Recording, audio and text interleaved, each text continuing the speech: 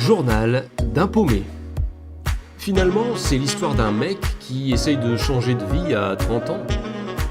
Bonne écoute.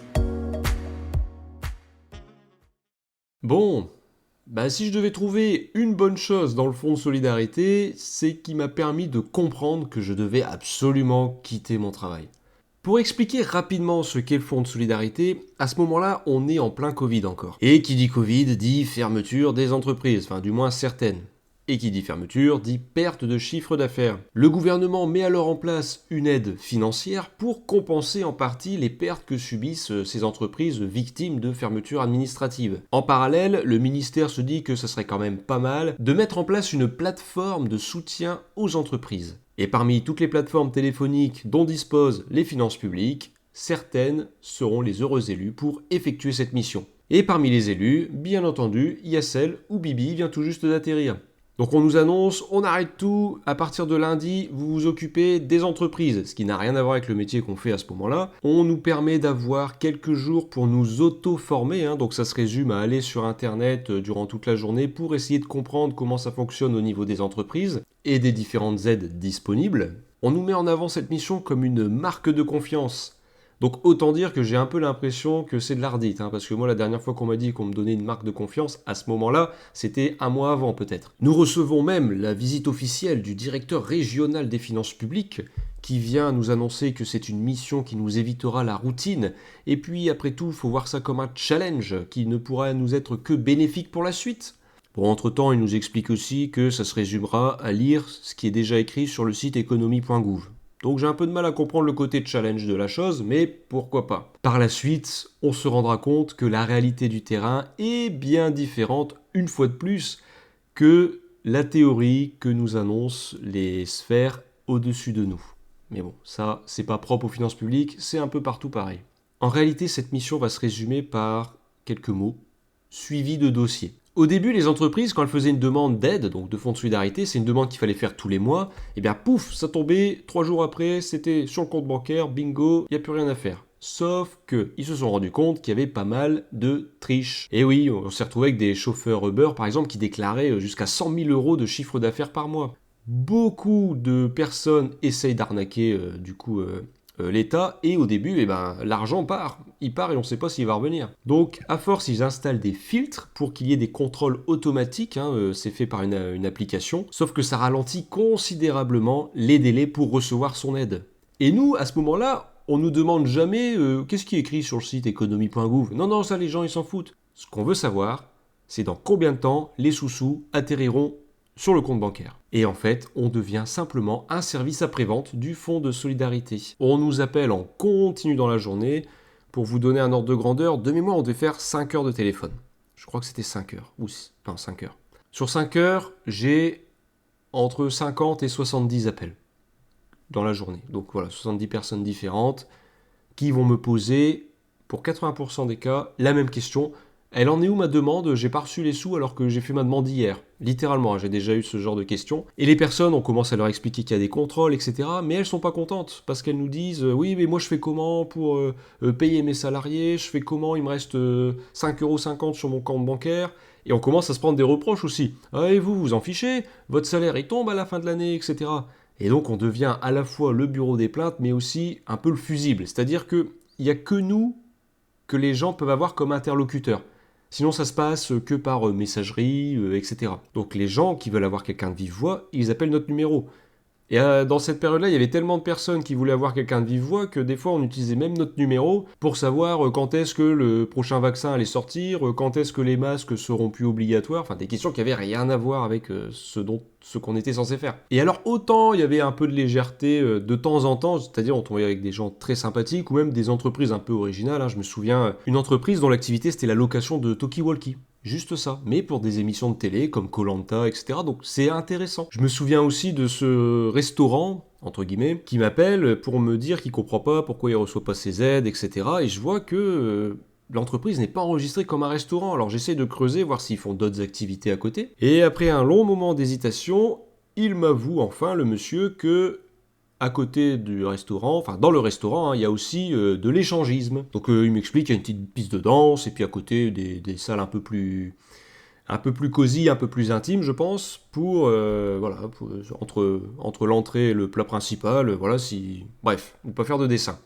Donc ça fait des souvenirs un peu rigolos à raconter, et à côté, il y a aussi les collègues avec qui je m'entends bien, on rigole souvent. En fait, je suis quelqu'un qui aime amuser la galerie, qui aime plaisanter, demander des nouvelles un peu à tout le monde, etc. Je suis assez souriant parce que pour moi, le travail, même s'il n'est pas marrant, c'est important quand même qu'il y ait une bonne ambiance en fait.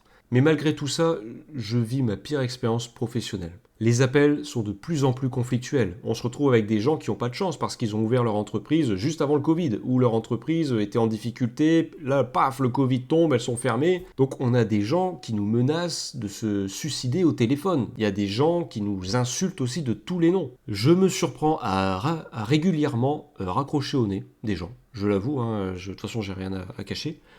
Parce que dès que je sens que le ton monte en face, que j'ai beau dire quoi que ce soit, ça va être pour ma pomme, j'ai pas envie d'être le punching ball de la personne, donc je souhaite une bonne journée, je raccroche. Mais donc, mon quotidien à ce moment-là, je sais que ça va être ça du lundi au vendredi. Pendant 1 an et demi, la mission, elle a duré quand même. Et en plus de ça, c'est qu'on répète tous les jours la même phrase. À un moment, j'ai même pensé à m'enregistrer sur mon téléphone et dès que je recevais un appel, de lancer le magnéto quoi, pour que la personne m'entende et que je n'ai plus à répéter la même chose parce que les questions, c'était toujours où en est mon dossier.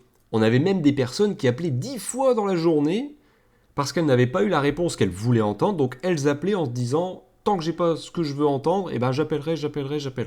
Parce qu'on avait l'historique en fait, hein. Quand on recevait un appel, on voyait le numéro, quand est-ce qu'il avait appelé sur le mois qui venait de s'écouler. Autant dire que c'est pas la joie. Plus ça vient, plus je suis en fait dans une phase où il y a des idées noires qui me viennent, des idées vraiment où je me dis à quoi bon, c'est quoi le sens c'est ça donc ma vie, parce que je regarde les autres services. Dans les finances publiques, il n'y a rien qui m'intéresse. Je sais que j'ai beau avoir répondu à 70 appels sur une journée, et ben demain, il y aura exactement la même chose qui m'attend. Pour illustrer mon propos, si vous voulez, c'est comme si à ce moment-là, mon travail se résumait à nettoyer un trottoir, et que ce trottoir est rempli de plein de cochonneries, etc. Je nettoie ce trottoir, mais je sais d'avance que dès le lendemain matin, il y aura exactement les mêmes cochonneries dessus, en fait. Je ne trouve pas de sens dans ma vie professionnelle. Ça commence à impacter ma vie perso parce que je rentre, j'ai pas le moral, j'ai vraiment des réveils. Chaque réveil est horrible le matin. C'est vraiment une torture de se lever, de se motiver pour aller au travail. J'ai littéralement le sentiment, et d'autres collègues le partagent, je me souviens qu'il y avait vraiment beaucoup de plaintes dans le service parce qu'on était devenu le fusible. On était envoyé en première ligne au casse-pipe et on recevait aucune reconnaissance, hein. Les seuls contacts des fois qu'on avait avec la direction ou autre, ben des fois on nous prenait un peu de haut ou on nous faisait comprendre qu'on était peut-être un peu bébête si on posait ce genre de questions. Bref, aucun suivi, aucun soutien. Pour vous expliquer un peu, on se tient à informer des nouveautés concernant le fonds de solidarité, parce que chaque mois il y avait un formulaire, etc. On se tient au courant sur Twitter, sur le compte Twitter du ministre. Et parfois même, ce sont les usagers qui nous apprennent que si, le formulaire est disponible. Et on ne comprend pas pourquoi on ne nous prévient jamais à l'avance, pourquoi on ne nous prépare pas, on ne nous informe pas, parce qu'après, qui c'est qui passe pour des incapables face à l'usager, etc. C'est nous. On n'aura jamais aucune reconnaissance pour cette mission. Alors à un moment, il y avait été question d'une prime, on nous l'a fait miroiter comme une carotte un peu. Autant moi, mon intérêt, c'était pas forcément une prime. Bien sûr, si ça tombe, ça se prend. Mais ne serait-ce qu'un merci. Pour vous dire qu'on n'a eu aucune considération, c'est que nous n'avons eu même pas un seul merci. Ne serait-ce qu'un mail pour dire merci de vous être mobilisé, ça n'a pas été simple, etc. Il n'y a rien eu de tout ça. Donc quand on subit son travail quotidiennement, que dès le réveil c'est une torture, qu'en plus on sent qu'il n'y a aucune considération, déjà là, ça sent pas bon.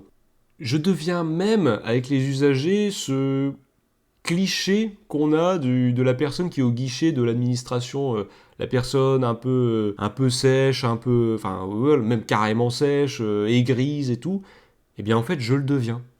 Et je comprends même les personnes après qui se trouvent au guichet des administrations parce que malheureusement, les gens sont usants. Plein de fois, il y a eu des choses, dont nous poser des questions, il suffisait simplement de lire ce qui était écrit sur le formulaire. Je me souviens notamment une journée, sur le site impôts.gouv, c'était écrit que le formulaire allait être disponible à 11h, telle date. Eh bien, vous n'imaginez pas le nombre d'appels qu'on a eu où les personnes nous disaient « Bon, il sort quand le formulaire ?» Et certains étaient vraiment devant le site, hein. Et je vous assure que oui, à force, les gens sont usants. Et malheureusement, sur 10 personnes, il y aura une personne qui va casser les bonbons, mais c'est elle qu'on retiendra, et c'est elle qui va nous pourrir la journée. Petit épisode original, c'est qu'un jour, on a reçu la visite de TF1. C'était au moment de la campagne des déclarations sur le revenu. Et TF1 était venu pour faire un reportage un peu pour le Journal du Midi, dans notre service, pour voir comment ça se passait. Oui, mais nous, on n'est pas sur les déclarations de revenus, on est toujours à notre mission spéciale, Fonds de solidarité. Et je me souviens de la consigne, c'est on fait comme si on s'occupait des déclarations de revenus. Et le journaliste, quand il a pensé, il dit ah oui, donc on fait du fake news quoi. Donc pas le choix, on nous demande si ça nous dérange pas. À ce moment-là, je me dis bon vas-y, je vais le faire parce que ça change de la routine, je le prends comme un jeu entre guillemets. Et il se trouve que c'est moi qui ai été interviewé par TF1. Au début, c'était un collègue qui roulait un peu des mécaniques, qui voulait se faire remarquer, qui voulait absolument passer à la télé, sauf que au moment où il nous filmait, où on était censé prendre des appels pour de faux, faire comme si on s'occupait des impôts sur le revenu et tout, enfin de l'impôt sur le revenu, bah lui, il a rien fait du tout. En fait, il est resté statique, donc ça n'a pas été intéressant, je pense, pour les journalistes. D'ailleurs, je me souviens, on s'était tous regroupés sur un open space et je suis même pas à mon bureau. J'avais pris le bureau d'un collègue où il y avait un sacré beans quand même, mais bon, bref. Et en plus, quand on regardait bien sur les images qui étaient diffusées, on voit que l'écran d'ordinateur, quand je parle derrière moi, il est encore en train de mouliner. La session, elle est encore en train de chercher à s'ouvrir. Et du coup, c'est pas du tout crédible. Mais bon, bref. En plus de tout ce contexte pesant vraiment chaque jour, etc., on a un entretien professionnel qui vient chaque année. Et durant cet entretien, on me fait comprendre que malgré mon investissement, parce que je suis passé formateur, je fais partie d'un groupe de veille, c'est-à-dire qui se tient au courant des actualités pour former les autres collègues, etc. Je fais la mission spéciale Fonds de solidarité. Bon, pour ça, j'ai pas vraiment eu le choix. Malgré tout ça, en fait, on ne me donne rien de plus. Parce que je cite, là, vous n'êtes pas en train de préparer un concours pour évoluer, etc. Donc, non, je ne vais pas toucher à votre note. Soit dit en passant, la note ne sert pas à grand-chose. C'est comme je vous le disais précédemment, les promotions internes sont très rarement utilisées. Tant qu'on peut passer les concours, ils jugent que les promotions internes, non merci. Donc je me prends ça. En plus, je me rends compte que, bon, certains collègues s'arrangent pour prendre très rarement le téléphone quand même. Ils se mettent à ce qu'on appelle des missions diverses, pour préparer peut-être des formations ou autres. Et donc j'ai l'impression vraiment d'être le dindon de la farce. Vraiment, je me dis, dis donc, je me prends des appels où les gens me crient dessus à longueur de journée, j'essaie de m'investir sur des missions à côté, et il n'y a aucun remerciement qui tombe. Alors déjà qu'on n'a pas de considération par rapport à la nouvelle mission, là, ça devient un peu la goutte de trop. Et donc je me retrouve à faire quelque chose que je n'ai pas l'habitude de faire, mais que j'ai fait. Je triche. Je triche au niveau de mes appels, dans le sens où j'apprends par un collègue que, via une petite manipulation sur l'application qui nous suit, on peut ralentir le nombre d'appels qu'on reçoit. Et au début, je commence un peu à le faire, en me disant que, bon, après tout, je vois pas pourquoi je me taperais tous les appels et que d'autres arriveraient à esquiver, bref. Mais plus ça va, plus je suis mal dans mon travail et plus j'abuse de cette technique. Donc je me retrouve vraiment à prendre beaucoup moins d'appels que certains collègues. Et au bout d'un moment, arrive ce qui arrive, c'est que je me fais convoquer. Parce que de toute façon, au fond de moi, je savais que ça arriverait parce que dans les collègues, les collègues, il y a les inspecteurs qui sont chargés sur leur écran. Ils visionnent en temps réel ce qu'on fait, en fait. C'est en mode Big Brother, vraiment, bref. Donc je savais que j'allais finir par être convoqué au fond de moi, mais voilà. On me convoque, la chef de service me convoque. Je reconnais tout de suite, parce que je suis pas quelqu'un qui esquive, qui essaie de se trouver des excuses. Je lui dis que oui, en effet, je fais en sorte d'avoir moins d'appels, etc. Elle me menace d'avoir une sanction, que ça va remonter au niveau de la direction, etc. En fait, on va plus épargner les gens qui risquent de poser problème, les gens qui gueulent plus fort que les autres, mais les bons moutons comme moi, on va les mordre un coup, et puis on sait qu'ils vont retourner au troupeau sans rien dire. Et c'est ce que j'ai fait.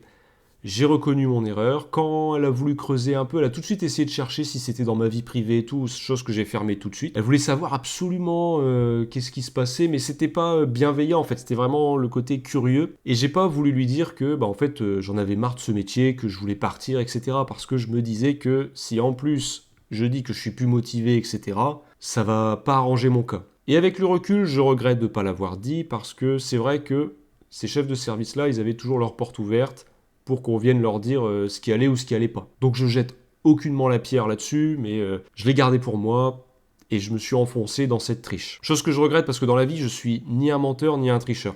Je dis les choses et pour moi, la moindre des choses, c'est que quand tu es payé pour faire un travail, tu le fais et tu respectes la hiérarchie, tu respectes tes autres collègues. Mais là, j'étais dans la dépression. vraiment. Donc je m'engage bien sûr à ne jamais reproduire cela, engagement que j'ai tenu jusqu'à ce que je quitte les finances publiques, hein. Je n'ai plus jamais esquivé un seul appel. C'est dans ce contexte que j'ai compris que je devais quitter mon travail. Cependant, entre le moment où on comprend qu'on doit quitter son travail et le moment où on ose quitter son travail, des fois il peut se passer un certain temps. Et je vais vous raconter la suite au prochain épisode. Journal d'un paumé, raconté par le paumé en question.